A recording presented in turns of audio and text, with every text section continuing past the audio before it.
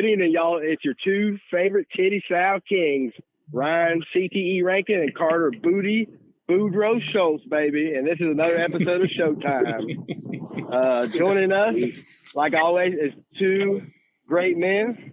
One that goes by Big Red. I like to call him Sexy Red, the infamous Joey Wright, along with his TIC by default, the most dazzling hog dogger alive, the most introverted outrovert ever, Nathan Wright, baby. But hey, listen, y'all, but that's not all. We got a treat for y'all tonight. Tonight we finally achieved what most thought was unachievable. We wrangled up a feller that we've been trying to get on this podcast for a while. And ladies love him, Shoats fear him. A Southeast Texas legend, the Beaumont Boar Buster, the Sabine Pass Slipper, the Fannin City Boar Flipper, a yellow dog enthusiast, G mother freaking P, Mr. Garrett Picou in the house, baby. What's up, big dog? What up? That's a pretty long intro. Yeah. You did the most of that intro, brother. That's pretty good, right? I've been thinking about that all day. I've been practicing. Hell yeah. I've been practicing. You definitely have that written down. Yes. It is. It's my phone. I read it off my phone. Yeah, he's reading that. Heck yeah. Nah, man, but for real, man, we appreciate you getting on GP. For real. Yes, sir. We're gonna always interview you and finally get you on. So tell us a little about yourself and how you got started hog dogging, and tell us about them trashy yellow mutts you got. Man, as far back as I can remember, my dad had hog dogs.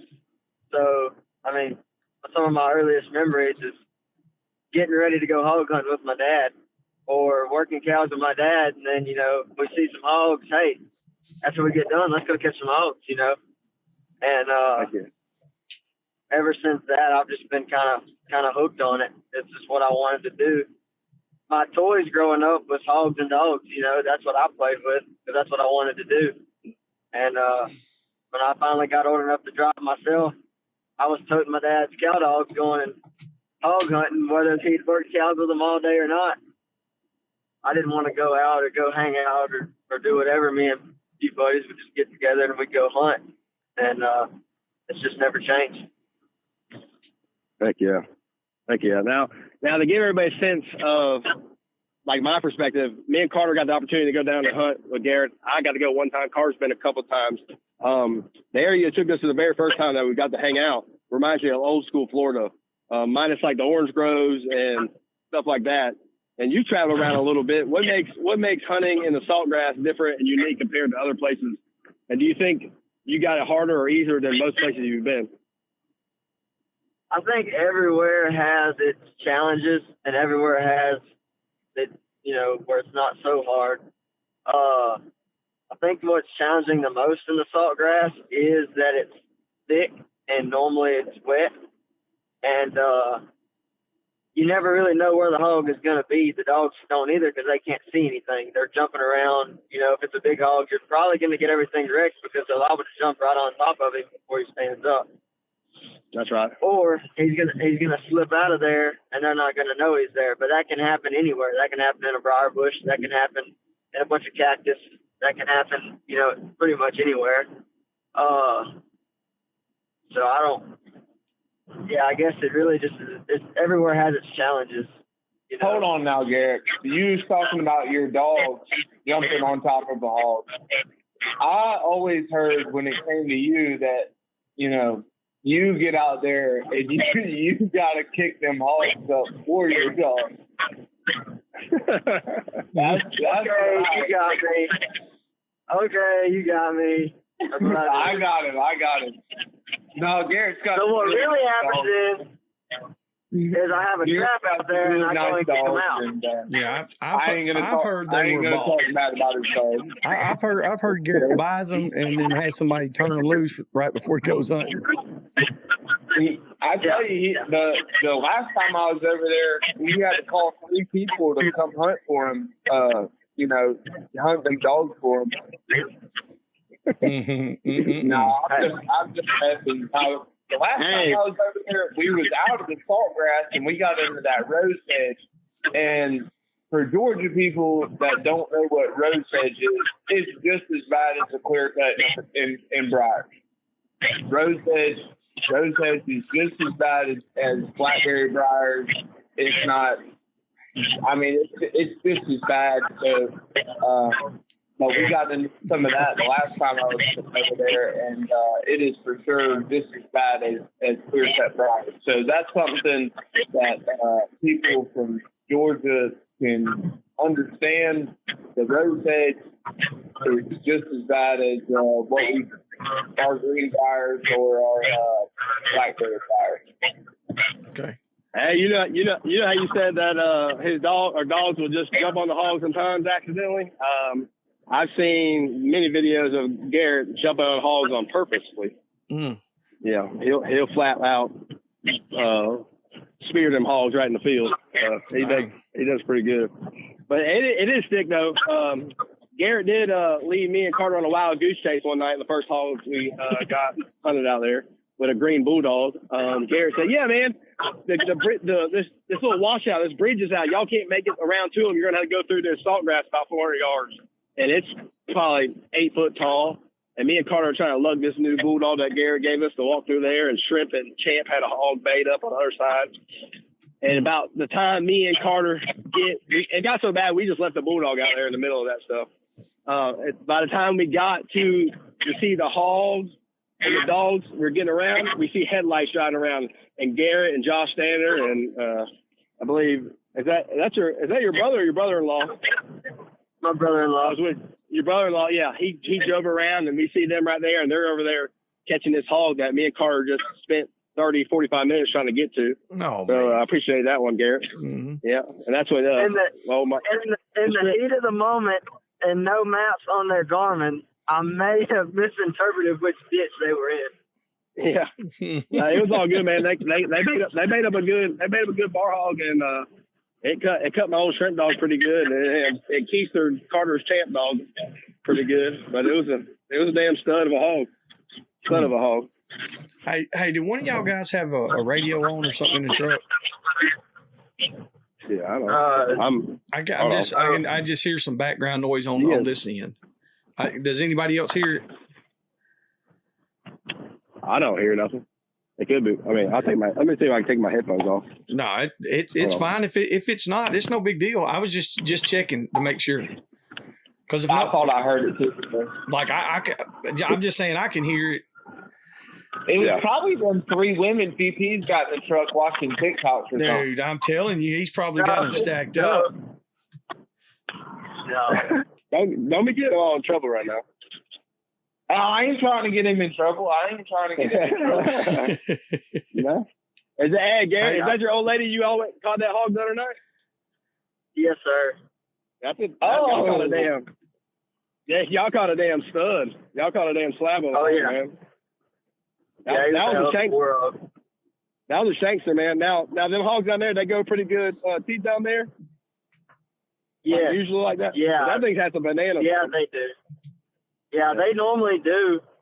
Hell, we've caught some small hogs, some smaller boars down in the marsh that have teeth like that.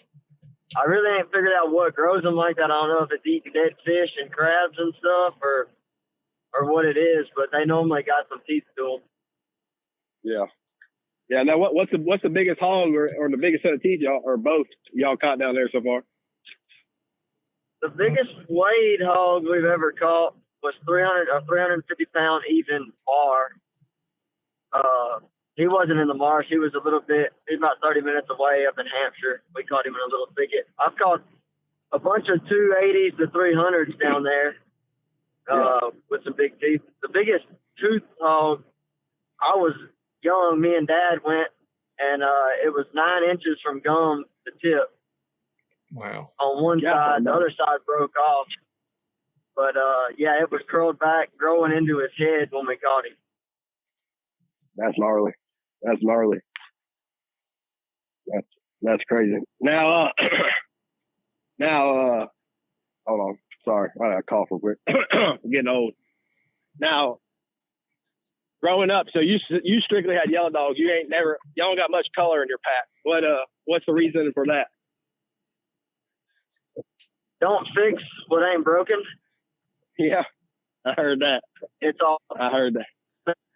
I've tried the running hounds, and I've liked them, but they never did anything special that a cur dog couldn't do in my country. And if I want to see other dogs, like another style of dogs, hounds or whatever, I have buddies that have them. I'll bring them, and we'll go and utilize what the hounds can do, and then utilize what the cur dogs can do. If the cur dogs can't get a track up, well, that's what the hound comes in for. But, I mean, I've got a bunch of hogs and I've got a bunch of country, so normally I can ride around enough to find a hog somewhere. That's good. You know? That's good. Yeah, I've been itching to get back down there, man, and do some hunting with you, and go to the old Pine Tree Lodge, whatever that bar restaurant is. That's a good old time. Yeah, that's a good old time. Oh yeah, that's a good old time. They do. But hey, did I see that on your story not too long ago? Y'all are loading up some horses or some ATVs, or going on some like barge or something, and going on to some island to catch some hogs and some cows and stuff. Yeah, so the Wards, Chance Ward and Rowdy Ward, they know some guys in Mississippi on an island that they got a bad hog problem, and once a year we go down there. We haven't been the past two. One of the guys on the island that invited them been real sick, and didn't want to go without him being able to be there. So, but that's a really cool experience, bringing horses and buggies and going up there for a weekend. And I think we caught 64 hogs in 2.5 days, and it rained on us the whole time. It's not a bad day at all right there. And what didn't feel so cold when you're running around catching hogs, it really turned into work. Yeah, no doubt. Now, do you think that's the most hogs you ever caught during a hunt like that, or you caught more than that in 2 days? We hunted I forgot what hunt it was. Tyler Gresham put it on. The Hunter Herndon, I think it was. And we hunted up in Mineola. And we probably caught, counting all the little guys, the little shoats and bigs that we didn't drag out, we were probably at 100 hogs or more on the weekend. There was so many hogs on that place. And the place we were hunting, a river ran a little, I think it was the Nature's River up there, ran through the ranch that we were hunting. So we hunted one thing. It said in the rules we could split up as long as it was on the same place. Well, it just so happened that river run through there. And if anybody knows anything about hog hunting, hogs are going to swim a river or a bayou or anything if it's there. Well, half of us were on one side of the river and half of us were on the other side of the river. And we were just bouncing hogs to each other back and forth and catching them. The hogs didn't know what to do. We'd done blown their minds. And it worked out pretty good. That's wild. That's wild stuff, man. Because you think about it, Joey, like some people this way, they don't catch 100 hogs a year, you know? Mm-hmm. And they damn catching that in a couple of days. That's impressive. Yeah, that's impressive. You gotta have some dog power. You got some dog power for sure. How many headed dogs you reckon you ran when you were running hunts like that? I had probably 7, but between me, Rowdy, Sam Mooneyham, Chance Ward, and everybody else on the team, Chance probably has 50 headed dogs between him and Rowdy. And they've got a pile, and they're all good. They're all going to go find a hog and get bayed. So there was a bunch of, at times there was probably 30 dogs on the ground, and everything was baying different. There was different bays everywhere. And just as soon as you got done catching one hog, you're headed to another bay, and those dogs that you just caught are running a different direction, running a different hog. And everything's working and as a unit, you know? Yeah. Now, do y'all's dogs mostly cross-reference and be able to do cattle and hogs? Did you have specific cow dogs and hog dogs? So I don't have any cow dogs. Okay. I've kind of gotten them off of cows. My dad got into the border collies and such, because he can take them and do everything with them. He likes that style. I don't know. I get in hell sometimes. But Rowdy dogs do go both ways. He can take the same dogs working cows and go hog hunting with them. Chance, I think, has a couple, but I think for the most part he's got hog dogs and cow dogs.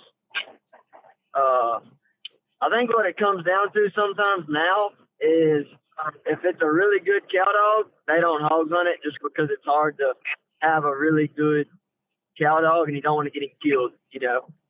Yeah. So I can see that. Yeah, you had a little rough pass, man.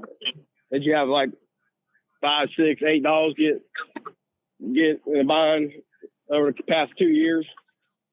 yeah, it seems like every year. It seems like every year I don't breed something that I want to breed, and then I get everything knocked down, and then I'm almost restarting. Knocking on wood, I'm going pretty good, and I'm about to make another cross. So I'll have more dogs than I have room for, but that's not a bad problem to have. Yeah, that's right. That's right. You gotta send some of them trashy mugs east. Yeah, I know. I need to, and I've been talking about it. Planning a trip and coming over there. Hey, y'all need to. Well, we got that. We'll have that hunt coming up in February, man. The big boar bass. You need to get into it. I know. Get into it. I know. Ryan, quit trying to make money and invite them boys to come hunt. That's what I want to do. I want GP to come out here and come hunt with us. No, who's making money? He can come hunt the tournament too. I know we ain't making money. I'm not saying we're making money. I'm just saying. Now, bring this some guns over, man. We'll catch some hogs and go treat some bear down with Cody, and we'll have a good time. Yeah, that sounds like a blast. I definitely want to come treat some bear and watch. We'll treat some big old black bear. We'll treat some black bear. Y'all can. What was this? I didn't get a chance to experience. What was y'all's black grass thing you and Carter was joking about? The dark grass. The dark grass. The dark grass. Yeah. The dark grass. All right, so I'll start and I'll let GP finish. But I had driven out there to go hunt, and I think I had been awake for about 36 hours at that point. And when we got there at like, I don't know, what was it, 3 o'clock in the morning, we, Garrett and Brody were out sitting in the yard, and I was like, well, you know, I'm already awake from this drive. I was like, y'all boys want to go catch some hogs? Well, we just started hunting, and then we just kept hunting. And man, I was about tired. Garrett said, "What color is that grass?" I said, "I don't know, but it's." Or no, I asked Garrett. I said, "What color was that?" Matheson that asked that. I don't remember who it was, but somebody just said that grass is dark. They didn't say it was green. They didn't say it was blue. They didn't say the color. It was just dark. And we had some chicken fried chicken that we had got at a good restaurant up there. And me and Garrett was riding back to the house late that night trying to keep it between the mustard and the mayo. And I was eating chicken fried chicken. But we had a good time that weekend. We caught a bunch of hogs and probably would have caught some more hogs without a few bay busting dogs, you know. But that's the way it goes. You know, but Garrett's got bay dogs, and a lot of people get it misconstrued, like, because, you know, he's got 7 or 8 dogs on the ground a lot of times in his bay videos, and they're sitting there saying, I'll not have that many dogs on the ground at the same time, blah, blah, blah, this, that, and the other. But his dogs are truly bay dogs. I mean, they could be baying 100-pound cow, and a lot of times they're all going to be bayed if he's in a bad spot. That don't mean they're not going to get in there and help and be real waspy when something catches, but they're truly bay dogs. And I think a lot of that has been lost in hog hunting these days because people don't see true bay dogs a lot, you know. And that's true. He catches some flack on it every now and then from them Florida boys. Them Florida boys and them Australians give him a lot of shit. I mean, they'll say, we ain't gonna need to feed that many dogs. I'll tell all them dogs there should hang that hog and all this stuff. But like Carter was saying, man, Garrett's got some bay dogs. Like, they're bay dogs. They ain't catch dogs. They're bay dogs. Okay. Yeah, if you want to know anything about hog hunting and dogs, you just go ask you go to a little gas station in Florida, and there will be somebody there that'll tell you what you need to do.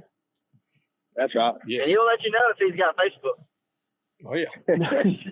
He'll find you if he's got Facebook. He'll find you. Yeah. How dare you have more than 2 dogs on the ground?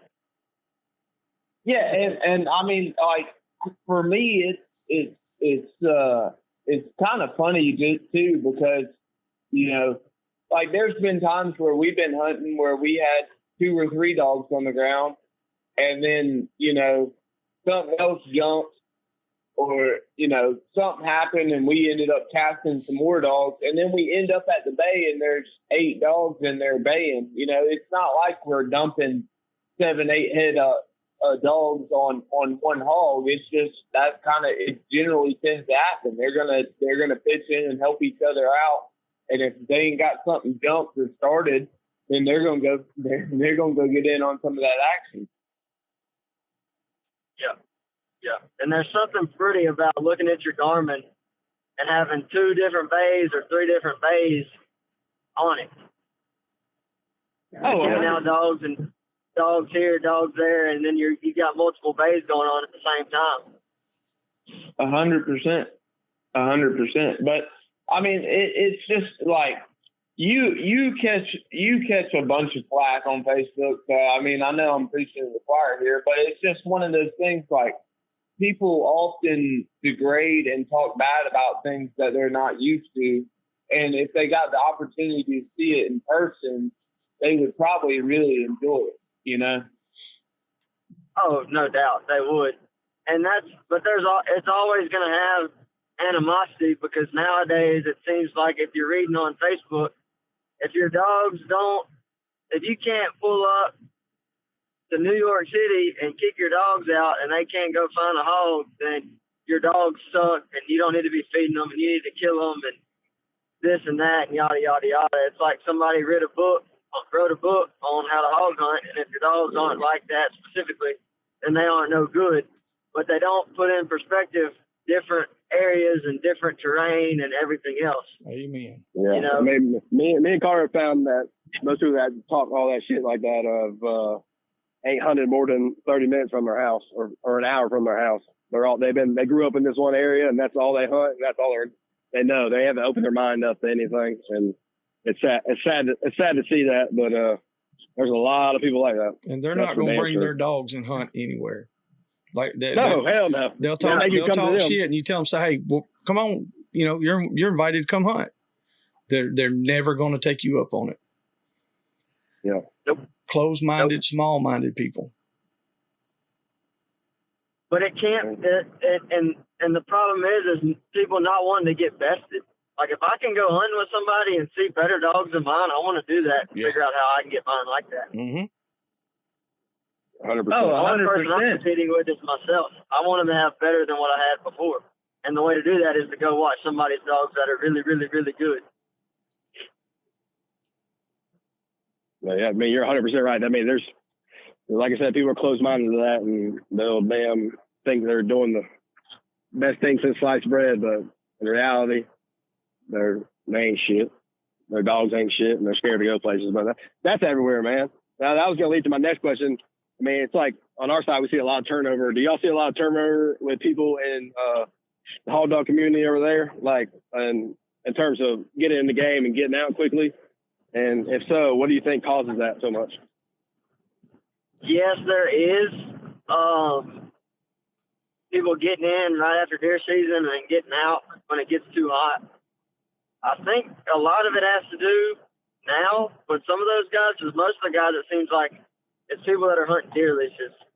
And deer leases that have people on there that aren't even from around the area, and they complain, and hog dogs run my deer off.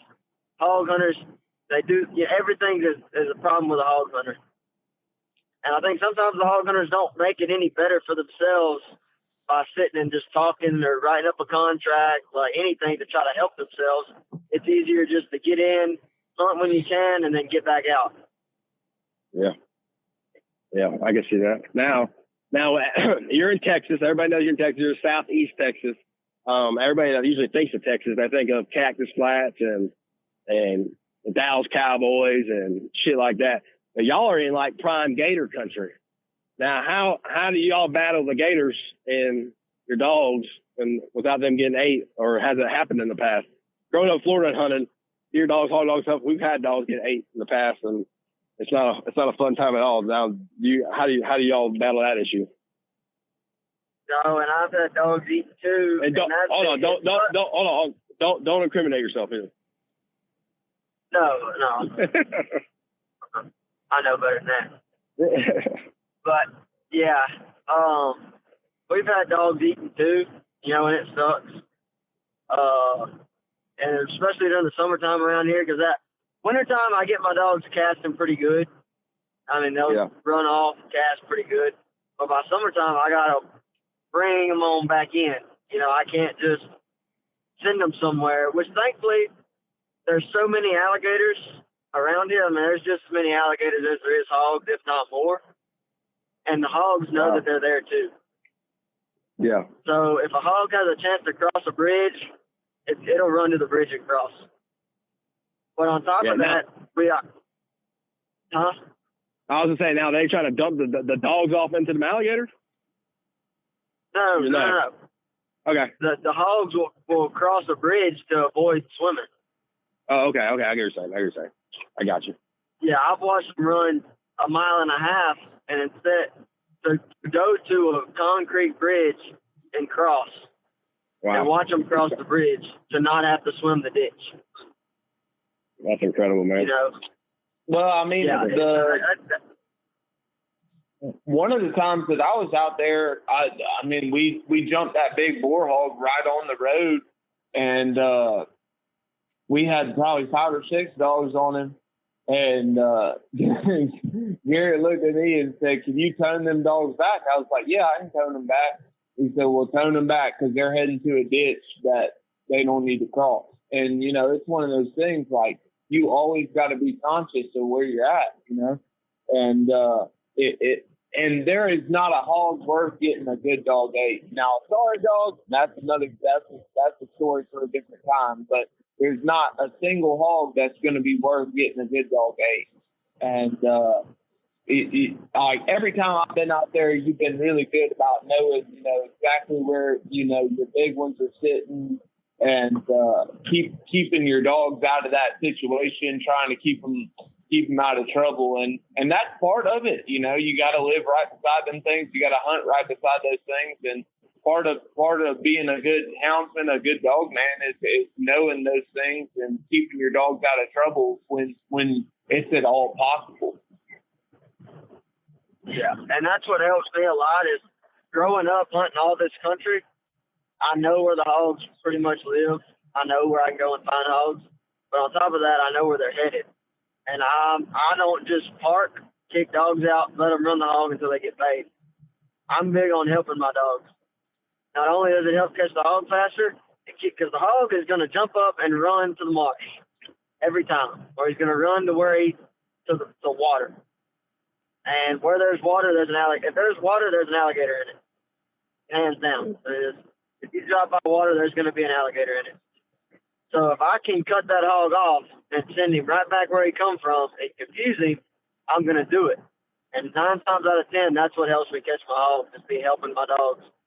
Helping me catch the hog and helping them not get eaten. And not have to worry about them getting eaten, And it does suck because I've got 3 8-month-old puppies. The other day I ride by myself, I'm hunting by myself, they win. I don't like it when they catch shoats. We've whooped them with shoats before for catching shoats, and they'll help us a little while, but for the most part they go back to catching them. But once the shoat is dead, they'll leave it. They won't just stand there and chew on it. Well, about the 6th hog, I caught the sow, tied the sow, and now they're just running shoats. I'm letting them. And the puppies, they're in the races. They're catching the pigs, rolling over, doing their job. Well, then I get my buggy stuck. And I'm like, okay, well, they're fine. They're still running, treeing, killing. Well, then I got to tone them out because they've done run out of high ground. there ain't no high ground for miles, and they're about to swim the ditch and be in water. So then I have to peep them out, and it sucks, but it's part of it. Because like you said earlier, no hog is worth getting a good doggy. I know. Old Josh Tanner was crapping a brick when his Garmin pinged that Roo dog, that really good dog you had out in the middle of the Gulf of America when we was down there hunting. Yeah. Oh yeah, shout out to Garmin on that one. Yeah, yeah. That was funny. Yeah. Funny. Hey, Josh, where's your dog at? In the middle of the Gulf. Yeah. Not good. Not good. Now, you still run around with old, who's that one boy you was running around? Cody Dunn? Cody is working a little bit more than he was, but he still comes with us from time to time. That's a funny joker, man. That's a funny joker. Man, he is a freaking character, but he is a hand. If you tell him to do anything, he will do it. Most of the videos you see is him diving on hogs, and I'm just behind the camera laughing, you know. It's him. The first time I ever met Cody, he gets out and his shirt looks like, I mean, it's 3 sizes too big for Cody. And I asked him, Cody, what size is that shirt? He said, too big for me. And it just never got any less funny after that. We bay a big hog. He breaks across an open. They had done plowed a rice field getting it ready. And the big hog can't really run too good across that thick mud. Well, they bay him out there. And we figured, dogs will catch him. They're sitting him down, pulling him down. Well, dogs don't catch him. Well, Cody catches him. Cody bulldogs him. How this hog didn't cut him in the chest, I have no idea. But it looked like straight out of a rodeo. Cody run up there and just bulldogged him. Stuck his feet out flat, rolled him over, had him, headlock.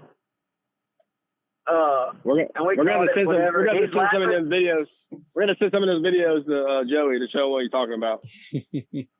I will. I think I have a picture of him with the hog in the headlock. I'll have to look. If it's not in the headlock, I have a picture of him. He has the hog by the ear, like a bulldog. Hey, he caught it. What about when you and Rowdy?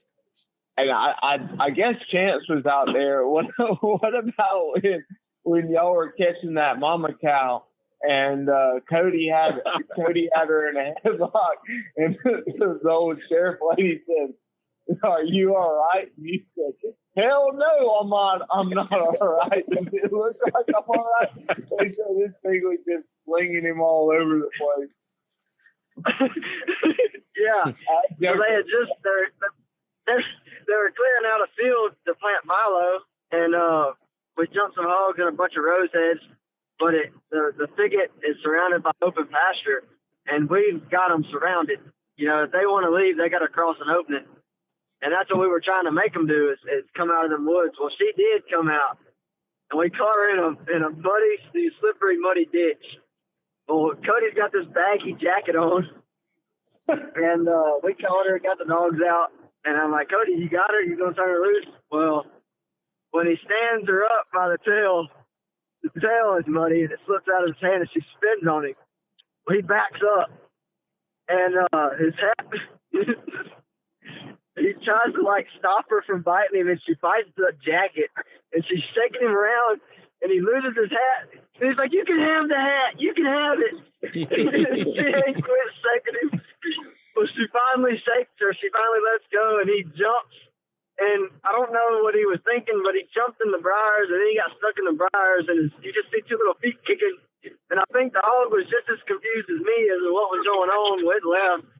I think it just realized it didn't want no part of his legs kicking. I don't know. But it's never a dull moment when Cody Dunn is on the buggy. No. And the last time I went out there, I slipped coming out of the buggy and fell flat on my back and just got soaked. And it was cold that night. I don't care what anybody says. It was cold that night. And Cody looked at me and said, "Well, I ain't the wettest one tonight." And he just started laughing. But I mean, I was stoked. And that was after he fashioned up that windshield on Rowdy's buggy out of the saran wrap. He said, "Oh no, Yeah. it's old. It's old." That boy's cool. Yeah. So Yeah. Go ahead, Carl. go ahead. No, go ahead. Go ahead. No, I'm good. All right. Now I was gonna say, now, like you said your other partner in crime was old Rowdy Ward. Man, a couple of years ago, what was it, 2023, Carter? They Garrett and Rowdy pulled up to the Winfield for Uncle Earl's, and I guess they got tired of watching the pen help miss these hogs and stuff like that. So one of the craziest things I ever seen in my life was Rowdy Ward had that rope. He hopped down there. He got all mad because the pen help was missing these hogs. He got down there and he hula hand that hog that ran by the gate without even seeing it. Like, no look, did it. And that was the most impressive thing I've seen probably ever in my life. One of them. No, and he went in there. Well, they suplexed that one hog. Was him DDT-ing that daggone hog. That's what I'm saying. He suplexed that one. I got that video. He suplexed that one. That was impressive. If there's one thing you'll learn about Rowdy, he will show up 2 hours late to the hunt.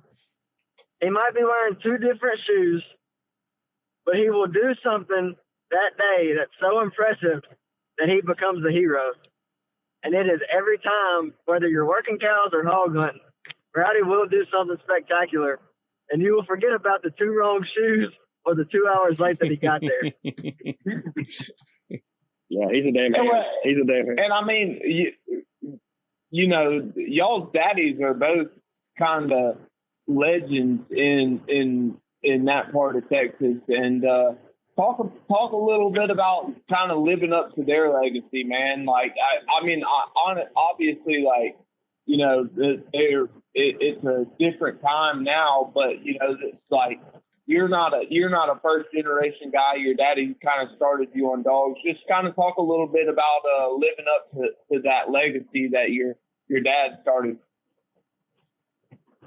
I'm very blessed to have the dad that I have. I'm very thankful, and Rowdy is too, I'm sure.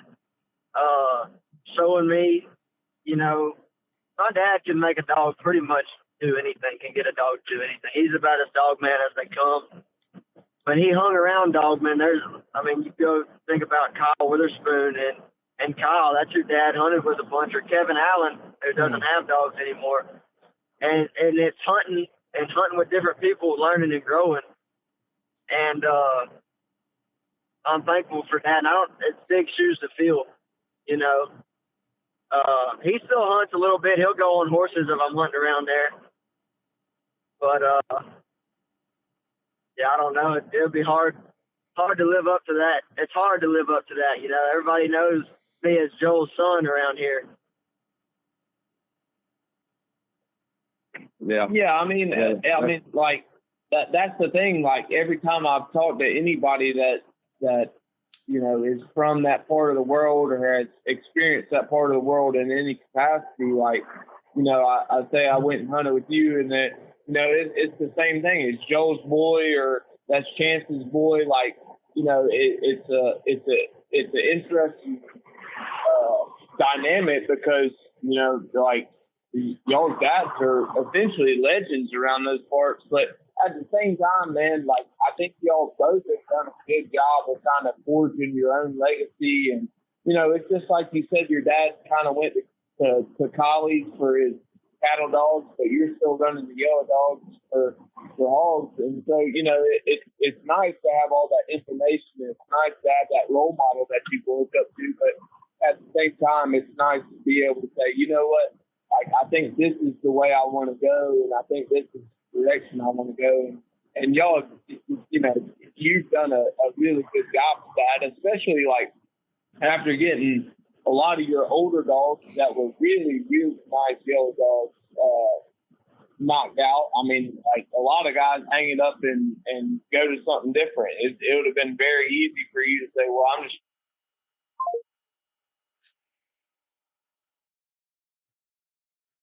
I don't know what I'm.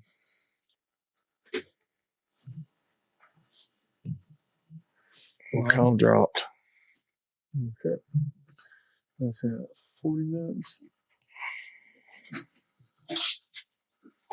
I don't know what's up. Oh, it's still rolling. So. Yeah.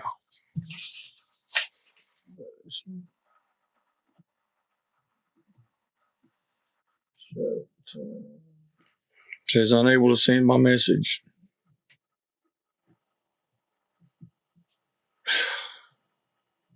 I wonder if they got our phones and shit off here again or something. Yeah, I got one bar service, but I ain't got much.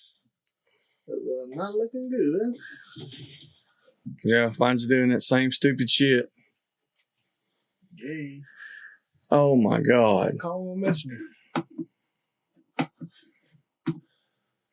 Thank sweet baby Jesus for Starlink.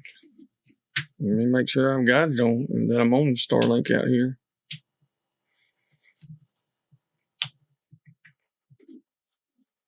This is Dixie Dogger, so yeah. Yep.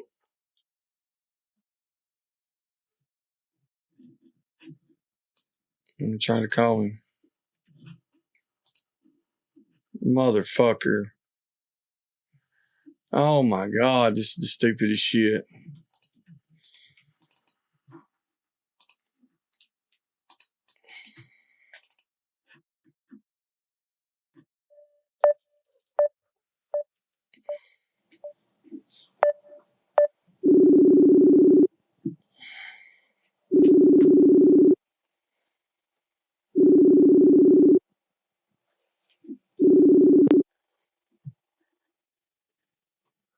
You hear me? Yeah, I can hear you. Dude, it's on my end. Oh, it's on your end? Yeah, it's on my end. They cut all our phone service out, so I had to go through. Thank God we got Starlink. Oh shit. Yeah, well, they done this. What was it, last week and week before last? We had to do another one like this. Luckily, we kind of narrowed it down real quick. So if you want to add those guys to this call, we can just continue on. Yeah. Okay, hold on. We're still rolling, so it's not going to matter. All right. Hold on. Yeah, no problem. Sorry about that. We were talking about their living up to the legacy. Yeah, let me call this guy home. Yeah. Figure this shit out.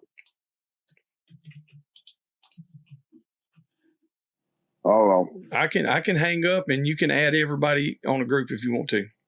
Yeah, I'm trying to figure out how to do this on. Hold on.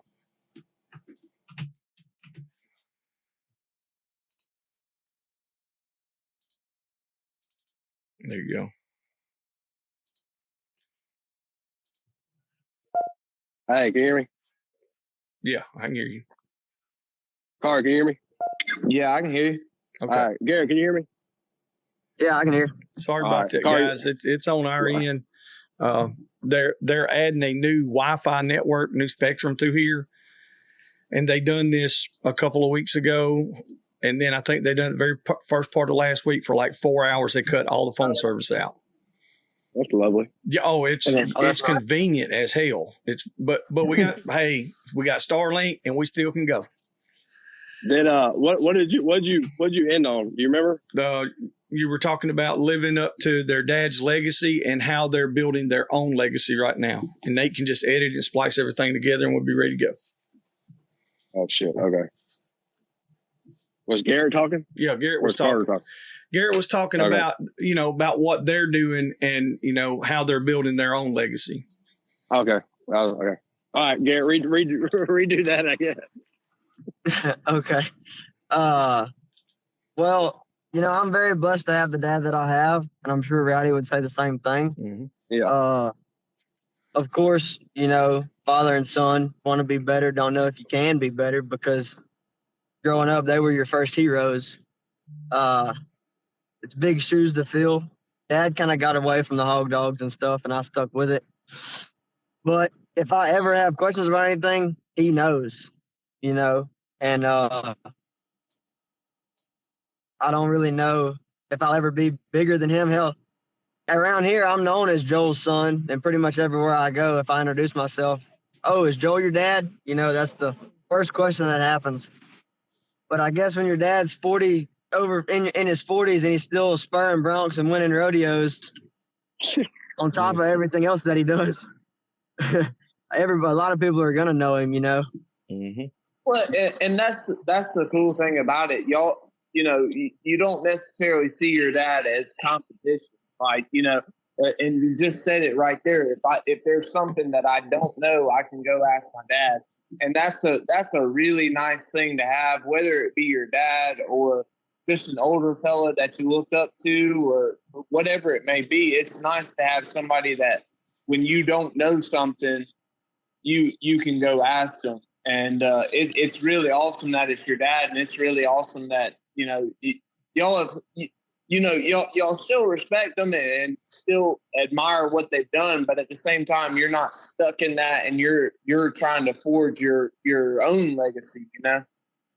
Yes, yeah, for sure. And like I said, Dad got out of hog hunting. He still goes a little bit, but he stays pretty busy with the cows and everything. He took over Sabine Ranch Cattle Company, so he stays pretty busy. But if I go horseback, normally he'll go, or he'll want to go, or talk. He'll at least talk about going. Yeah, that's right. Yeah, I might ride down there. Yeah, I might put in with y'all. Was Joe with us when we caught that big listed sow? I think. Yeah, he was. Yeah, he was. He probably thought I was an idiot catching that freaking hog, but oh man. Yeah. That was pretty comical. That was funny right there. That was funny. Well, I mean, both me and you had her like grab on her ankle. Because I mean, she had some big old ankles, and trying to whoop those dogs off and get her away from that slough right there. And the dogs were pulling her down towards the slough, and we was in a bind. But finally, we got the dogs off, and it was pretty funny when we was coming back through there. You said, "Oh man!" She was still standing there. She was standing right in the middle of the road where we come back. Yeah, PTSD. Yeah. Oh man. Now, Garrett, what do you think the future of hog dogging looks like for Garrett Picou in 10 years from now? What do you think you're going to be doing with the hog dogs? Do you think? Hopefully, it's hard to say. Hopefully, I'm still doing it as much as I am now. Maybe with a few more dogs. Can't ever have too many. Everybody talks about it. Think you got enough dogs? No, I really don't. But if I'm feeding a dog that's old enough to go, by God, I'm loading it up and it's coming with me. That's right. For the most part, I like having a whole pack of dogs down there. Ain't nothing pretty. Well, the only thing prettier than 1 and 2 dogs baying is 10 or 12. Or go back looking at your garment and seeing a bunch of different dogs baying. Now you're sounding like Uncle Pat a little bit. Oh golly. God almighty. We were going to hunt with you. Same thing with Jake Lacano and Randy Durrell. They all had high praises for you and your family, and your dogs. And ironically, I think somehow, I don't know how you can tell us more about it, but that Swayze dog Carter got that we gave to boy down the street, Lawton Nash. Somehow we've heard stories that Goose was bred to a dog related to some of your all stuff or down the line. And that dog has turned into a dog, man. I'm telling you, that Swayze dog has turned into a fine specimen. Uno was born in a horse stall at our house. Okay. Her mama was a dog named Maul. She goes back to some of Kyle Witherspoon, so that's another guy. Everybody around here knows him. In the cowboy world, they know Kyle Witherspoon. He's as cowboy as they come. And a sure enough dog, man, always had yellow dogs. He don't do Facebook. He don't do none of that. Kyle because of what he is and what he's got. And that's what that Jip went back to. Anyways, Uno come out. She was the only puppy in the litter. Her mama, she was about as tough as a Jip as they come, and she really didn't want to raise her. But we got her raised, and I believe the reason we didn't keep her is because she wouldn't go both ways. Dad didn't want dogs that didn't go both ways. He liked, so unless it was a really good hog dog, he would keep it. If it wouldn't bay hogs and cows, he didn't keep it. And I think Michael Hanna had Uno, I believe, and she was always good. You know, always good about going and finding hogs. And Swayze looks exactly like her. Oh yeah. I mean, exactly the head, everything, ear set, everything just like her. I believe Uno died of cancer. I think it was cancer, maybe of old age. But yeah, she was a good one. She was a good gyp. She just didn't go both ways, and Dad didn't want that. Yeah, man, I'm telling you that Swayze dog has turned into a dog, and Carter, we talked about in the past that he was always a shadow behind Carter's girl dog, but when he got out from under Carter's girl dog and went to a new home and started getting hunted by himself, man, he turned into a damn dog. I'm telling, he'll cast as deep as anybody's casting dog, and he'll run 2, 3, 4 miles. Like he'll go, and it's impressive to see a quote unquote cur dog or mixed up cur dog to do that. Yes. Now, does any of y'all's dogs are deep range like that, or what typically range does y'all's dogs hunt out? Do you free cast your dogs more? Do you ride them along the horses? What kind of style? I mean, I know what you're gonna say, but what kind of style for everybody to listen to? So if there's a style, I try to do it. I want them to win. I want them to. They normally I can start out the morning. I can cast some dogs, and I've got 2 that will run all the way off. They will pair up, run all the way off. And the puppies, normally, if they put in with them, they'll run off and go on and run away too. And it seems like they're running away, just for fun. I don't think they enjoy it sometimes. 9 times out of 10, they'll end up baited. There's a hog down there. Normally, so we started off during the summertime, I take my dog box out because you can't really, I mean, you can cast dogs around here, but the further they get out of pocket, the harder they are to get back, the more likely they are to get eaten by an alligator. Yeah. So I try to keep starting to get them in pocket a little bit more, and I wind right around. But I can hunt them off horses. I've got a dog named Eusta that came from Chance and Rowdy, and he will piss you off. He is about as counterfeit as they come, but I'll probably catch more hogs with him than anything else. He's just smart. He knows, hey, I don't have to run off. We're gonna drive around.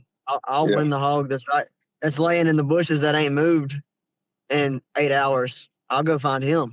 We'll bay him, or stuff like that. And off horses, he is really hard to beat. Really hard to beat. Stays close range. When the hog jumps up and runs, he's taking it and he's going to get it bait. Man, there's like, you hear folks talk about dogs like that. And I had a dog. Car, hold on just a moment. Joey, can you hear us? Yeah. Okay, I'll make sure. We're good. Go ahead. He just listened. I'm listening. But the Champ was just like that. Like your best dog is 800 yards in there, and you start driving towards that dog, and the dog in the back, goes, oh. And he smells one, so you cut him loose, and he weighs a 300-pounder that's been laid up in the briars for a long while. It's funny how a lot of people say, well, I'll not have a dog that won't cast 3 miles and ride curves to go find a hog. No, man, I want the dog that's going to find the meat. I don't care how they're doing it. I want them to find the meat, and it's part of being a good dog handler is understanding the strengths of those dogs. You're not going to ask that dog to do the same thing your cast dogs do, but at the same time, when he says something or he does something, and there's a hog laying in that rose hedge off of the side of the ditch, you're going to let him go, and he's going to go bait it. And a lot of times people just overlook those small little things, and the dogs that they have aren't reaching their full capacity in however they find their hogs. No 2 dogs are the same. You can want a dog to be like the best dog you ever owned that got killed, but they'll never be the same. No. So as long as they're going and hunting and trying, all I ask is try to do something. Show me something. Try. if you say there's not a hog right there, now I believe you. You know, there might be, and they might just not be very good. But for the most part, I can drive a few miles down the road into another thicket and they'll go jump a hog. Then I'm like, maybe they weren't lying to me. You know, maybe there wasn't something there that I thought there might be something there. Mm-hmm. But going back to the styles of hunting, we hunted. So I loaded my dogs up on Friday morning at 9 o'clock in the horse trailer. Of course, they thought we were going hunting right then. Well, I had a funeral to go to. They stayed in the trailer. I drove 2 hours over to my girlfriend's house and hunted with her and her brother. They got a bunch of cornfields and stuff. So stayed in the trailer all day Friday, hunted Friday night, hunted again caught 7 on Friday night, hunted again on Saturday night, caught 7 more. Hunted Sunday morning. They were kind of whooped. So at that point, I started kind of pushing them on the buggy or walking with them. I'm not ashamed to say I walk with my dogs. Whenever they're tired and there ain't a bunch of sign, I will strike out and go look for some sign and help them. I'll help them out. Mm-hmm. You know, they've given me work all weekend staying in a trailer, and dogs staying anywhere but home, they're not getting the rest that they normally would get. You know, staying in the trailer, they might be used to staying in the trailer, but it's not their kennel. No. 100%. And the stress factor comes along with that. Yep. Like, I mean, there's stress that's unreal that we don't. Take a dog on the road for 3 days versus it laying in its kennel for 3 days, and it's two completely different dogs. Mm-hmm. Ain't no doubt. Yep. Yeah, people don't take that account, man. When you drive, like when we drive, we try to tell people that don't travel with their dogs. I'm like, man, we just drove 15, 16 hours to South Texas and turned the dogs loose, and they found a hog. You know what I'm saying? Like, and for people to understand how hard it is for dogs to do that. Mm-hmm. It's very hard because it don't matter how much you feed them. No. You can see the losing the weight and the stress that's on them. Oh, 100%. By not just being home. When we go, every time we go for that little week trip that we go to Texas and we swing back to Earl's, man, them dogs look like skin and bones. They look like that. To be honest, they look like dog shit. Like for real, they look like. If you went and looked at the dogs after that, you would say these are poor dogs, like because they look like crap. Yeah, but people don't realize. I mean, they've been hunted and traveled that far, and it's not like they haven't ate, but they're just, like you said, they're not just at home. They're not comfortable where they can rest and not be on alert 24/7. You know what I'm saying? Mm-hmm. Yep. I mean, I ain't afraid to say it. Remember, one of Kevin Brooks' dogs, Drew, brought a dog out to Texas, and we had him chained out in the stakes like normal. Everything was normal, and one of Drew's dogs died on the chain. It wasn't hot outside. It wasn't nothing like that. Maybe it got worked up about an emu walking around that they ain't never seen. But it's just like that. That's a lot of stress on the dog, man. And if it can't take that, and the dog was a young dog, it was like 2 years old. And if it can't just take that stress and compartmentalize it and just hold it back and not stress out about it, they can suffer consequences. And people don't realize that's a lot of stress on a dog. I mean, same thing with cattle. You shipping cattle around. My dad's in the cattle business. You shipping cattle around. They account for shrinkage. Like they know the cattle's going to lose weight. You know, their percentage, and people don't understand that. I'm glad y'all brought that up. Well, I might have something that's going to work out for a lot of us. I actually have a dog nutritionist that's coming this week to our yard, and if it works out, he's going to hunt with us this weekend. He's going to stay a couple of days and look at the dogs. And his specialty is just that, having your dogs to where the stress levels are down, they don't lose the weight and all this on the hunting trips.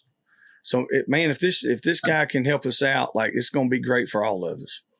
Hey, you know, but that's impressive. I mean, that's good because that's like pre-thinking. That's pre-planning it, basically getting ready for the game. Well, he's from the bird dog world, and that's all he's ever done is, he's got paid to go do this for the past 30 plus years, is to keep other people's field trial, these big money bird dogs, in great shape, low stress, and ready to roll. So we're going to see if we can apply it to the hog dog world. Yeah.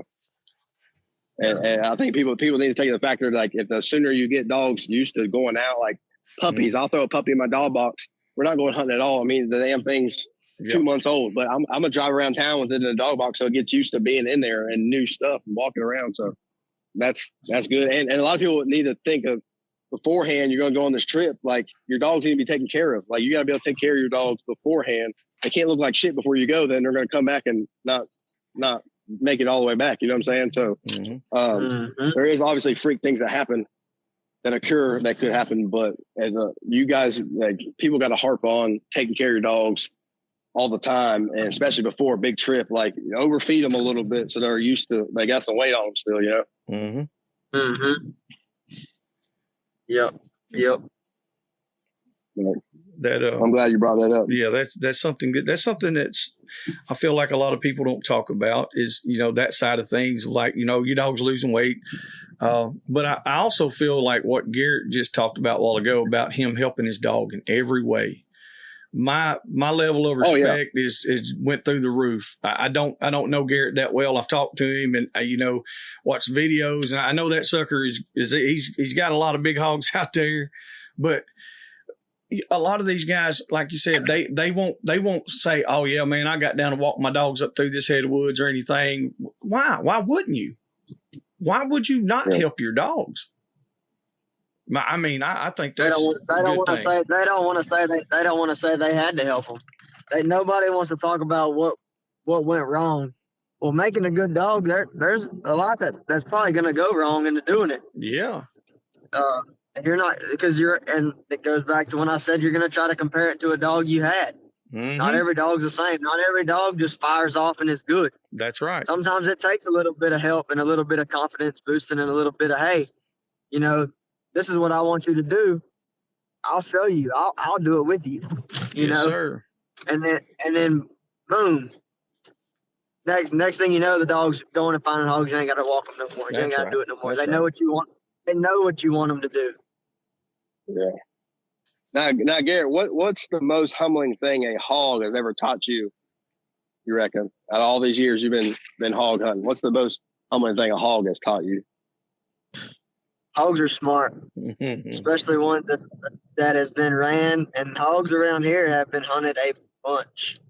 That's why I try to. I'm pretty good at remembering their trails, remembering where they're going to go, and doing that.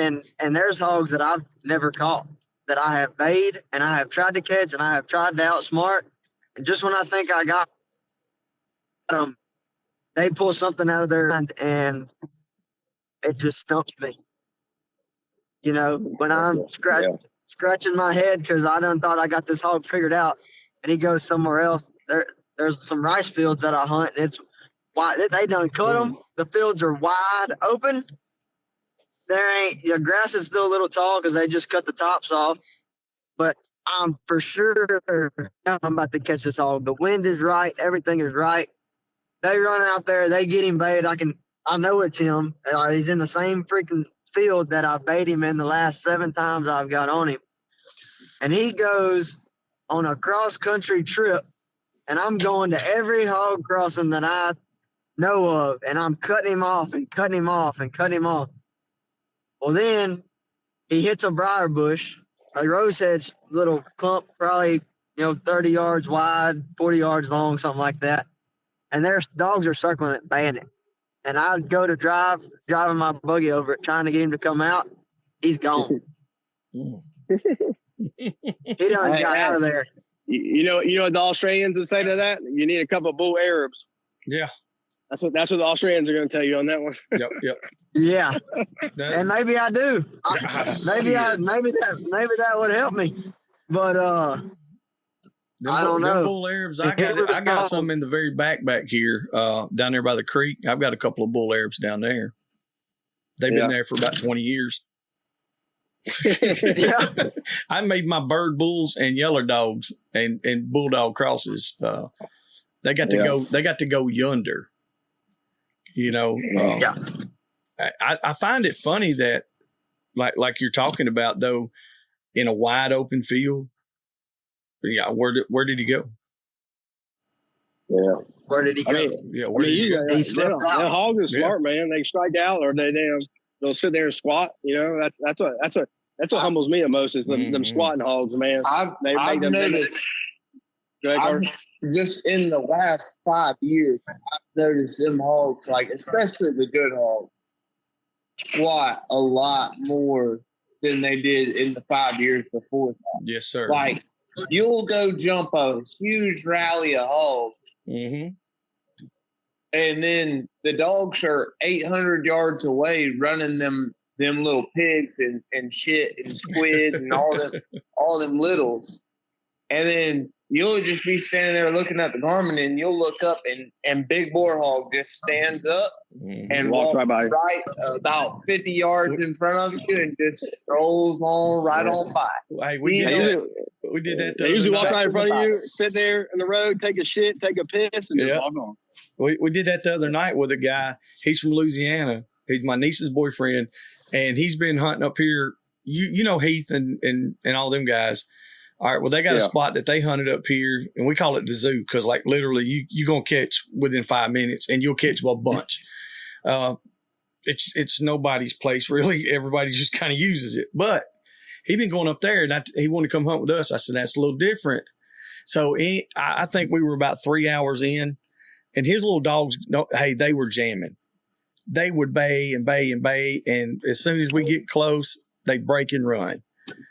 And I told him, I said, they're not really going nowhere. And I got some videos I'm going to post. He said, well, they crossed the road right here. I said, did they? He was like, yeah, they did. I promise you. I was like, you sure about that? And he kept looking. He couldn't find any tracks. Well, when we're standing there, we hear something. The dogs are 100 yards from us. You can hear this hog get up breathing. Nate goes over there and turns M&M out. He gets the layup boar hog at, 10 yards from us? The whole time, the whole world's going crazy, and the boar hog's right there beside us, just squatting. He couldn't believe it. He was like, he said, dude, I can't believe this stuff. I was like, this is crazy. It's nuts. I mean, I remember one time me and Carter, we hunted damn I ain't gonna lie, it's probably 3 weeks. We hunted hard, ain't catch a gosh darn hog. We get on hogs. This when the dogs are kind of young. We get on hogs, and the dog they would break out, or they just go too far, or whatever. They get on different property, whatever. But man, I remember that one night. I remember Carter, it was cold as shit. We was down at the bottom, and that the dogs went about 800 yards, and they're trailing up, and we hear something cross like through the woods, and I was like, I'm gonna shine my light. I shine my light. I swear to God, this hog, big old blonde boar hog or spotted hog, was probably 10 yards from us. He just sat there and looked at me and Carter. We just started getting. If I had a 44 mag, I'd have shot him right in the forehead. Shot him and missed. You'd have missed. I probably wouldn't have missed. Not that one. That one was a layup, brother. But at that time, me and Carter were like, man, like we've been hunting hard. We were hoping to catch a break, like all this stuff, and go figure. It kind of just gets rubbed in our noses right there. Yeah. I don't know. I guess me and Carter weren't living right at that time. Well, I mean, at that time in our life, if the dogs went 800 yards, they were on a hog. There was no, I wonder what they're running, because them dogs, like, legitimately, they strictly ran hogs. Like, you hurt a lot of feelings by saying, brother, your dog's not baying a hog. It's got an armadillo in the hole, and that's why you keep losing GPS. Like, them dogs, and granted, we took a lot of hunt out of them dogs doing that. But they're honest. If they were running, it was a hog. You could put your entire life on it, and it was going to be a hog. But yeah, I mean, the hog just walked right in front of me in line, and we're just standing there, just kind of like, "Are you kidding me?" And but it was just one of them tough streaks. Like, we had jumped some pretty nice hogs, and it was so daggum dry. And I mean, I don't care what anybody says, running a hog when it's super dry is completely different than running a hog when there is any form of moisture on the ground. Super dry, or we've had, I've seen it, and me and Zach Feelings were talking about it on Sunday. When a heavy dew sets on the ground, we feel like that holds the track under the dew. It makes 100%. it harder on the dogs to figure it out. Then it's like a double-edged sword. You don't want it too dry, but you don't want that dew on the ground because then it locks it down. It Well, locks it down. The dew, it's I think it's got a lot to do with the ground moisture because the dew is above ground moisture level. When there's a little bit of ground moisture and the dew, then that just makes everything work together. So if you've got a decent dew and you got a little bit of moisture around, that's going to make everything kind of work together versus where you got brick hard ground. It ain't rained in 2 months. Oh yeah.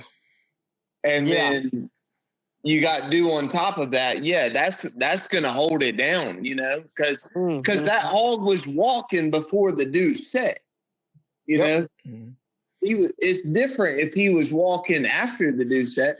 After the dew set, it smells like $1 million to them dogs. Yeah, he done knocked the dew off. You or me could track him just by looking at the track. All right, so Exactly. I got a question for all of y'all, right quick, in your areas. What you just said about the hog walking before the dew.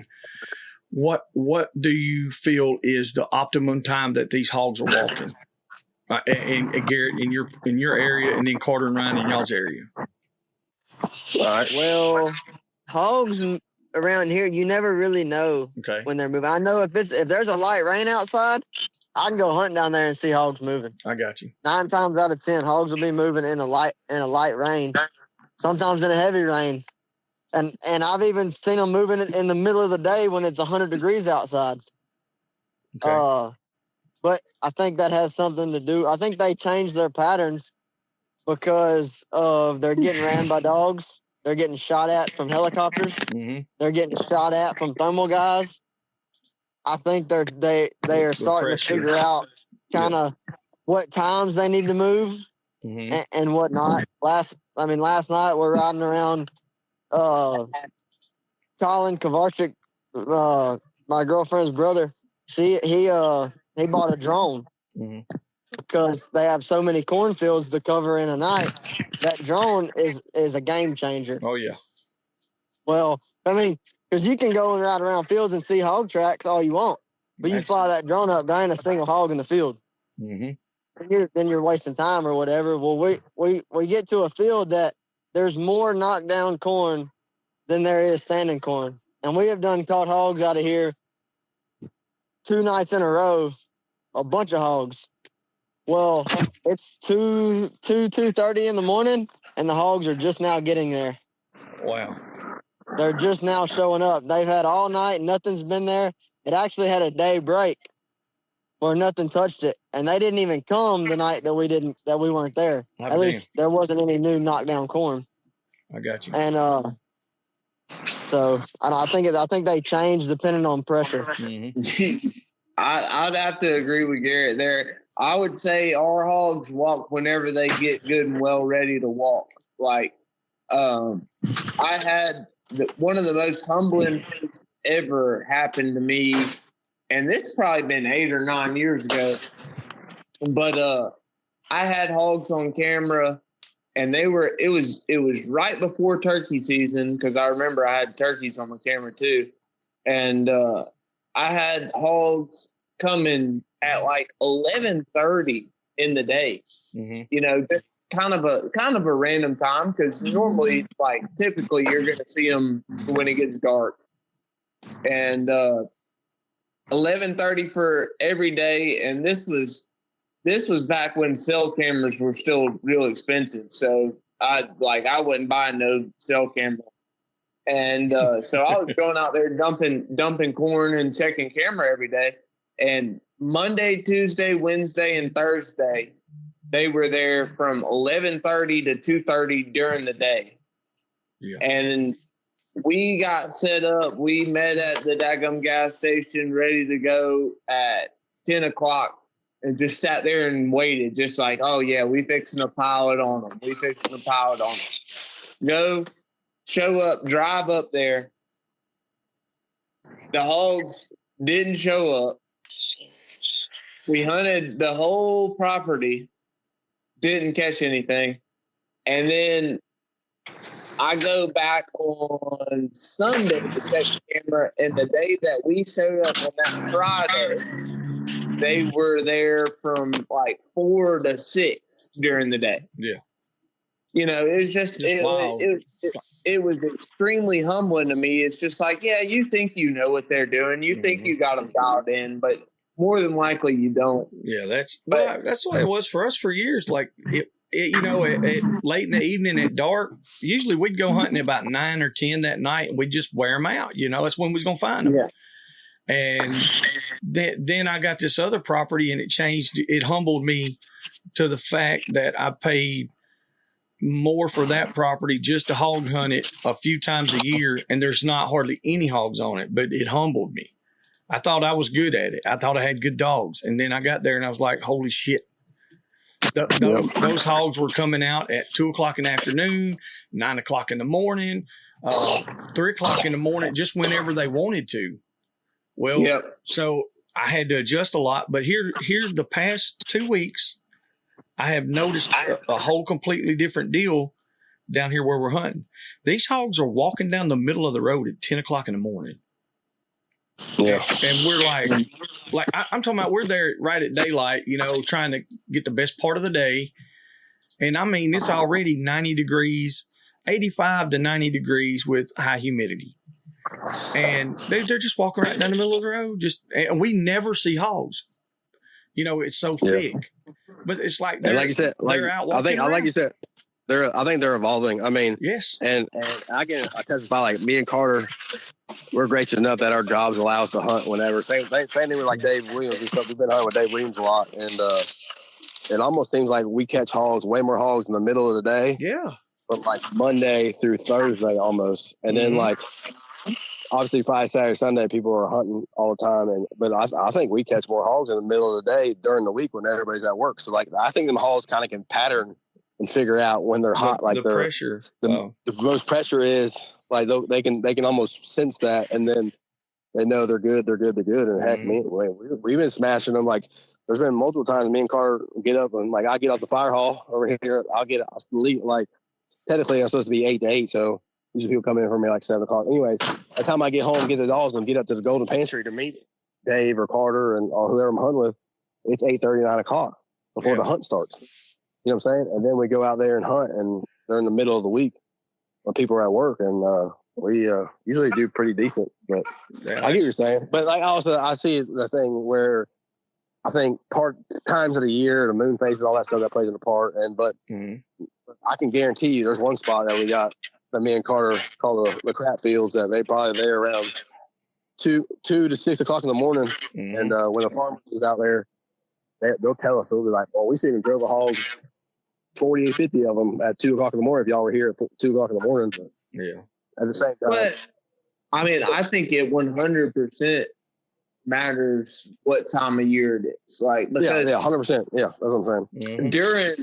During pre-turkey season, post-gear season, like I've got a spot where I can go in the afternoon, and we can just about guarantee that we're going to jump off. Like, and it's not necessarily that there's a pile of them in there, and a lot of times there is a pile of them in there, but you can go at like 4 or 5 o'clock in the afternoon before it gets dark, and there's going to be hogs. You know, you're going to go cast 3 times, and whatever spot you cast in, you might hit them the first time, you might hit them the second time, you might hit them the third time, but there's going to be hogs there. And it's just, I think a lot of that, and then that same spot, you can go in the morning and there ain't no hogs there, you know. It just it's, and then like if you put a lot of pressure on them, a lot of times it's going to be once that sun goes down, because they know you're going to be there at 4 or 5 o'clock in the afternoon, and they ain't going to show up until it's 8 o'clock or 9 o'clock, you know. And they 100% know. I mean, like hogs don't get enough credit for being as smart as they are. No, they are smart. What's the smartest one you've seen, Garrett? Just that one you were talking about a while ago that you just couldn't catch? Well, they're all. I've ran a bunch of pretty old and smart hogs when it comes to running a mile to go find the sows, or doing whatever it can, running in circles and circles and circles and circles, just trying to it might know it's caught, but it is trying every little thing, and it takes everything in you to outsmart it. I don't know. There's so many stories I've forgotten about hogs that stumped me, or that I was finally happy to catch because of how smart it was. Okay. It would probably have to take me a little while to try to think up or look at some pictures to try to remember. And you get so much satisfaction too. Like when, I mean, obviously you get stumped. Me and Dave and Carter, there's a hog down not far from where we hunt at all the time that we put on many times, and it takes I don't know if it takes the same path, but it goes towards the same way, and it just the way the terrain is and how it's set up, them hogs can get up out of there, and the dogs can't keep up. So we've been talking about it. We're gonna try. I think we might try them this week and do a different game plan and try to ambush them from the back and push them back toward the field. But like it's you get a sense of satisfaction when you're able to catch the hogs like that. You know what I'm saying? I tell you what I'm going to do with that hog, Ryan, is I'm going to be camped out on the road where he crosses, the one road spot where he crosses, and I'm going to shoot him in the head when he crosses the road. You're going to miss. Hey, no, but seriously, Carter, me and Dave was talking about, we were talking about starting like a road that goes in back to that clear cut that we always drive back through. We get a tight road. Yeah. Start back there, or even split up and then cast from the backside. And if they hop to get on, cast the dogs from the field. You know what I'm saying? Oh boy, them dogs! He's going to do the same thing. I seen you pepper, Carter, and you put Pepper in there with him. Yeah. No, Pepper. I love old Pepper. He's a loose bear. Yeah, he's real. He's got real short hair too. That's the only long hair dog that I've ever really grown an affection to. And his hair ain't all that long, but he looks like a. He looks like a. I don't know. He looks like a. Looks like an Aussie blue special. Heeler gone wrong. Yeah, everybody from Australia, they're like, "Oh man, look at that dog. He's some type of Aussie dog." I'm like, "No, he's a shit eater. He's full blooded. He's full blooded, double bred."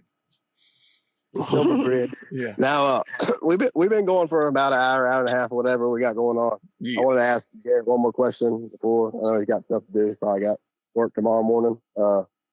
Now, Garrett, when it's all said and done, what do you hope people remember about you and your dogs? Like, what your legacy is about? What do you hope people remember you about the most? That good yellow dogs are still around, I guess. Everybody, you read Facebook, everybody talks about everybody switching the hounds and everything, and good cur dogs are still around. Not that mine are good, but at least I can travel around and catch hogs pretty much. I mean, we've traveled around a pretty good bit and caught hogs all over with cur dogs. I guess that would be it. Garrett won't say his dogs are good, but legitimately, like, because I understand, like, the only yellow dogs that I had seen before I went and hunted with Garrett, and now, we hunt with Josh and Jonathan, and they got some good yellow dogs. But Garrett's yellow dogs were legitimately the first good yellow dogs that I had seen, because we in Georgia they're pretty watered down, and they are here too. They suck here. Yeah, I mean, it's just like there weren't really a whole lot of good yellow dogs running around, and then we went and hunted with Garrett, and that was back when you had Rat and Maul, like, and they were some really, really high quality dogs, Yeah, they were definitely something that I try to make happen again, but it probably won't ever happen again, Just kind of try to get close to it. That's about the time I got into them myself or actually found some that were pretty decent. Was during about that time too, Carter. I had that one dog, Matt, and he was okay. He wasn't nothing great, but I mean, he found a hog, but he It was not the quality of what I have now. And I've got some yellow dogs right now they will go. But like you said, they were created here where we live at, and this is the worst place to find any. Yeah. And you almost got to vet people out almost nowadays. I mean, like you said, it's got so watered down, but it's not so watered down in terms of that they don't do nothing. It's just the style that we like. I mean, you want them to get out and hunt and get out from away from you. No, these wouldn't do nothing. You know what I'm saying? That's what I'm saying. And then you got people like, I grew up in Florida. Everybody was taking their yellow cur dogs and breeding their bulldogs, and that's how you get the Florida cur. You know what I'm saying? So like, that's what I grew up around, that style dog. But like you said, you gotta vet people out and go hunting with them. That's one thing me and Carter harp on about going out and meeting new people is go vet these people out, go see their dogs, go see their dogs work, and there's better dogs than what you see. 100%. Yes. Like what you're used to, there's way better dogs. Whether it's a hound, a cur dog, or anything like that, there's better dogs out there. There's always better. And hunting with other people will humble you, but you got to learn how to take it and learn from it, and not get butthurt about it. And a lot of people, when they go talking about watering down dogs, they're breeding for speed and they're breeding for bottom and they're breeding for heart. But one thing you don't ever hear, I don't think I've ever read it on Facebook, is breeding for brains in a dog to figure it out. You know, when times do get hard, when them hogs are really smart and they're laying up, they're making losses and laying up and just knowing things. Yes. Keeping a dog with a good head on its shoulders. Sensibility. That is incredibly understated in the hog dog world. I've got a dog. He's about 4 years old, and he come off of Kerry Brown's yard, and he's like in everything that you want a dog, he does it. But he struggles with finishing the track. Like Joker, like you cast that Joker, and he's gonna go find meat. Like he's gonna go get out there and do it. And like Kerry ain't gonna be mad that I say this, but he just like in terms of figuring out where that boar hog hit that loop and lost him, he's not the best at. And you know that comes back to breeding for brains. When you've got something that's got a lot of sense and a lot of brains and gets beat by the same trick a few times, they're going to get better and better at that. And then all of a sudden, now that old hog ain't looping them no more. He's caught, you know. Yeah. That dog you got, no, Star's pretty smart. Yeah, no, that's what I'm talking about. I'm talking about Scar, but I'm like he a lot of times he'll go out there and strike, and you know, I get what you're saying. You know, he's the one that's going out there deep and maybe jumping the hog, but a lot of times this girl that's going to find the hog just because she might be 800 yards away from him, but he'll stay out there and struggle, and you know, and then she's the one that ends up baying him. It's just one of the things. Oh, then you must have been impressed the other day when Waffle and him did good when they found that hog, then they relayed again. Oh no, I was impressed. That's the best he's ever looked. Yeah. That's why I was wondering if you were talking about it. Like I was like, damn, he did pretty good the other day. Yeah, no, but I was hoping that it was going to be a turn of a new leaf for him.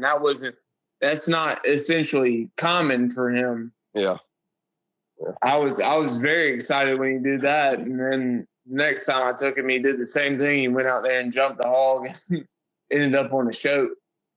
But one of the coolest things I've seen when it comes to a dog remembering hogs and remembering how hogs are, my buddy Sam Mooneyham, who's got some really, really good dogs. He's got one dog that he got from Rowdy. Her name's Butter.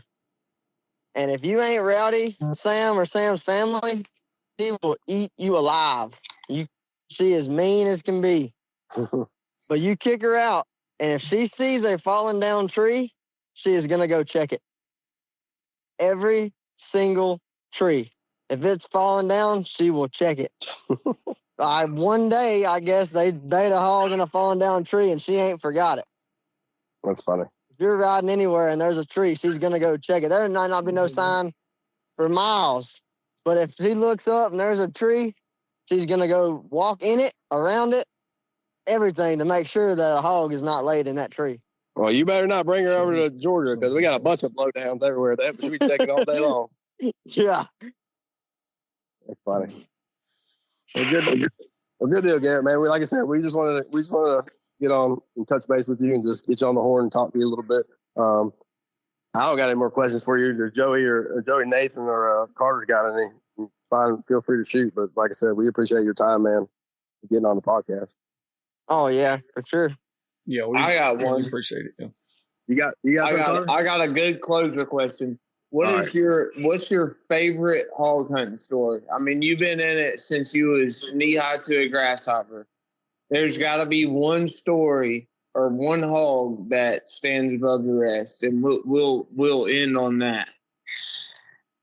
I think it could be a combination of a bunch of different stories. The most fun I have is when, you get a good group of buddies together and nothing is about competition and we're just all catching hogs. No matter whose dog did what dog did what, hogs are getting caught. Everybody's laughing, joking, not worried, just having fun. I can't really think of a story in particular. Yeah. Here comes the bulls. Yeah.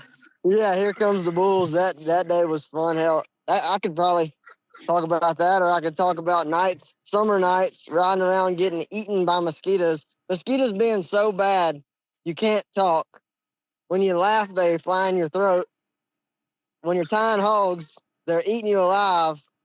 But by God, you've caught 13 boar hogs over 200 pounds. And you're soaking wet. Yeah, I'll take the West Nile virus for that. Yeah. Yeah. I've only caught 13 boar hogs all year. Yeah. I can talk about that one. Me and Rowdy one night, we just decided late, let's go hunt. It just got done raining. Skies cleared up. Going to hunt the ranch down there. And right off the bat at the truck, we kicked dogs out to use the bathroom. They're bayed. Hogs probably got 3-inch teeth hanging out of both sides. We catch him. We're in the worst freaking rosebush thicket ever. Mosquitoes are eating us. I think the mosquitoes is what picked us up and carried us out of there. Actually, them pterodactyls, boy. Yeah, but he kind of kicked it off, and at every single them hogs around here, it's kind of a learned behavior because they don't do it everywhere. But they lick them syrup tubs. Well, every single syrup tub we kicked out on happened to be a big hog standing at it.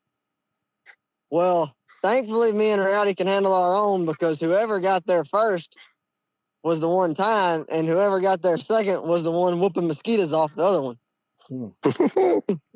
They were so bad, and it was a night full. I got a video of Rowdy walking up and tailing a hog at a bay. The dogs had his attention pretty good. What I didn't get on video, what I'd like to is, it probably could have been mistaken for a swordfish whenever Rowdy ropes this hog out of some water, and he comes up there shaking his head like a freaking marlin out of the water. And he was probably the biggest hog of the night. We ain't got bulldogs. The light, all we have is our phone lights, and you can't hardly hear dogs baying because the mosquitoes are so bad getting in there. We thought they had the hog caught. They were just neck deep in water. But that's probably a night like that, getting eaten by mosquitoes, getting the buggy stuck, everything that could go wrong or stuck. Can go wrong. Yeah. Just having a good time and not worrying about nothing else. Well, that's what it's about, man. It's the camaraderie and having a good time. And if you can't have a good time while you're out there, then why the hell are you doing it? Everything ain't got to be a competition. Obviously, they do have competitions out there, but everything ain't always a competition 24/7. Nope, and it ain't never that serious. Yeah. Well, good deal, brother. Good deal. I'm gonna call down that ranch and make sure y'all have permission to hunt down there. I'm gonna make sure that happens too. Oh yeah, I'll give you her number. You can call her. Yeah. Oh, good deal, brother. Well, like I said, we appreciate you, man, taking your time out of your night and give us a call. Hey, Carter, y'all got anything? No, I'm good, man. Got to get out there in that dark grass. Yeah, now we just got to get. Hey, right now the grass is pretty dark. I might, after talking to y'all, I might have to go hunting. You might have to, brother. You never know. But all right. All right. Well, I don't know what's going on. Hold on. Y'all still recording? Yeah, I Oh my guess. God! The damn thing ended. Hold on. I was say I don't know what happened. It sounds great to me though. Hold on. I think They talking. I just shut it off. Hold on, I'm calling him right now. Yeah, you literally is like, Hey, is it over? Hey, y'all good? Y'all good? Hey, can you hear me? Can y'all hear me? I don't know what he done. I'm sorry. My damn. I walked in, lost service. Oh. I'm Ryan said, y'all good. What the heck Good. happened? No, that's not like the GP said, all right. It was done. No, but for real, we appreciate you, man, taking your time out. I walked back inside and the damn got center box at the fire station and cut the service out. Yes, sir. But no, yeah, call me, sir. Don't say that shit. But like I said, we appreciate you, man. Take your time, get on the Shoat Time podcast with all of us and tell some lies and just have a good time, man. That's what it's all about. Well, like I said, you guys got anything to close out, Carter? Carter, you're gonna do the closing, cuz. I got to do the closing? Yeah, you're doing a closing. Well, we appreciate Garrett coming on, and we appreciate everybody that's going to listen to this, and we appreciate the grace of our Lord and Savior Jesus Christ. Amen. And all the opportunities that he gives us, and through the good times and the dark times. And, yes, sir. We really appreciate good friendship and camaraderie, and giving us the opportunity to run dogs. And we couldn't be more thankful for everything that we've been blessed with. We thank him for this opportunity to get on this podcast and talk about dogs and the things that we love. And we thank GP for coming on, and we look forward to doing a lot more in the future. And maybe we'll get old Rowdy and Cody Dunn on there in a live. We got to do that one live, though. Yeah, we'll have to do that whenever y'all come down and come hunt, or we come over there. Yeah. We'll have to do that one live. But we appreciate you coming on, GP, and we're thankful for you, brother. And you keep running them bay dogs. Yeah, Right you pissing everybody. You pissing everybody off, man. Keep pissing everybody off with them bay dogs, brother. Oh yeah, for sure. They're listening to you right now, wondering who they pissed off. Hey, there's gonna be 10 people pissed off that they're pissed off. Yeah, sometimes I think they don't really know what they're mad about. Yeah. They're just mad. They're just mad because you're catching hogs and they're not catching hogs at the time. I don't really know. Yeah. Well, in closing, don't be mad if you don't know what you're mad about. Yeah. The shoe fits. Open-mindedness is a wonderful thing that not many people have anymore. That's true. That's exactly right, brother. That's true. Well, good deal. But we appreciate you coming on, brother, and we'll have to catch up with you here soon. Yes, sir. Well, go catch a hog, brother. We ain't gonna keep you no longer. All right. All right, we'll see you, GP. Everybody. Bye.